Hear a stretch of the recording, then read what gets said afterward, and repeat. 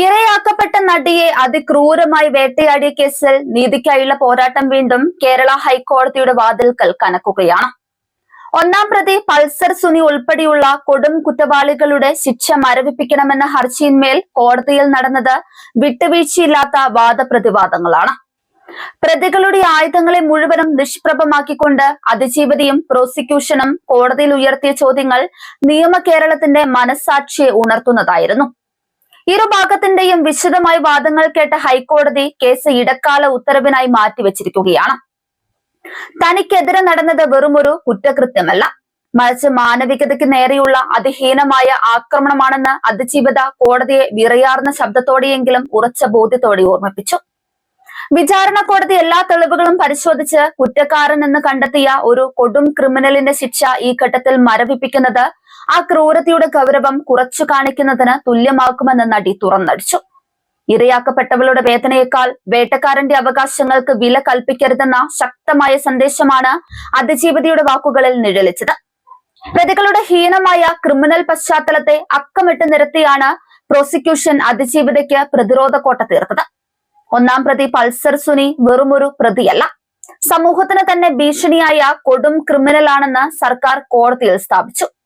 മുൻപ് തുടർച്ചയായി അടിസ്ഥാനരഹിതമായ ജാമ്യാപേക്ഷകൾ നൽകി കോടതിയുടെ വിലപ്പെട്ട സമയം കളഞ്ഞതിന് സുപ്രീം കോടതിയിൽ നിന്ന് പോലും ഇയാൾക്ക് പിഴ ശിക്ഷ ലഭിച്ചിട്ടുള്ള കാര്യം പ്രോസിക്യൂഷൻ ഓർമ്മിപ്പിച്ചു.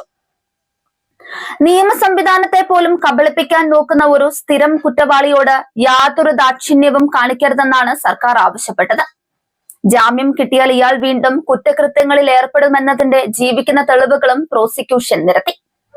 നീണ്ട കാത്തിരിപ്പിനൊടുവിൽ സുപ്രീം കോടതിയിൽ നിന്നും ജാമ്യം നേടി പുറത്തിറങ്ങി ഒരു മാസം തികയുന്നതിന് മുൻപ് തന്നെ ഇയാൾ മറ്റൊരു കേസിൽ വീണ്ടും പ്രതിയായത് ഇയാളുടെ ക്രിമിനൽ മാനസികാവസ്ഥയുടെ തെളിവാണ്.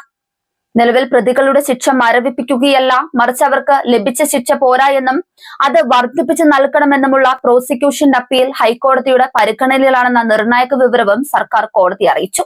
നിയമത്തിന്റെ പഴുതുകൾ ഉപയോഗിച്ച് രക്ഷപ്പെടാൻ നോക്കുന്ന വേട്ടക്കാരും നീതിക്കായി നെട്ടോട്ടമോടുന്ന ഇരയും തമ്മിലുള്ള ഈ പോരാട്ടത്തിൽ ഹൈക്കോടതി പുറപ്പെടുവിപ്പിക്കാനിരിക്കുന്ന ഇടക്കാല ഉത്തരവ് അതീവ നിർണായകമാണ്. കേരളത്തെയാകെ നടുക്കിയ നടി ആക്രമിക്കപ്പെട്ട കേസിന്റെ തുടക്കം മുതലുള്ള പശ്ചാത്തലം പരിശോധിച്ചാൽ ഈ കേസിന്റെ ഗൗരവം കൂടുതൽ വ്യക്തമാകും. ഫെബ്രുവരി 2017 തൃശൂരിൽ നിന്ന് കൊച്ചിയിലേക്കുള്ള യാത്രക്കിടയിൽ ഓടുന്ന കാറിൽ വെച്ചാണ് പ്രമുഖ നടി ക്രൂരമായ ആക്രമണത്തിന് ഇരയായത്. ദൃശ്യങ്ങൾ മൊബൈലിൽ പകർത്തി ബ്ലാക്ക്മെയിൽ ചെയ്യാനായിരുന്നു പ്രതികളുടെ ശ്രമം. സംഭവത്തിന് തൊട്ടു പിന്നാലെ പ്രധാന ആസൂത്രകനായ ഒന്നാം പ്രതി പൾസർ സുനി എന്ന സുനിൽ കുമാർ കോടതിയിൽ കീഴടങ്ങാനെത്തിയപ്പോൾ പോലീസ് നാടകീയമായി അറസ്റ്റ് ചെയ്തു.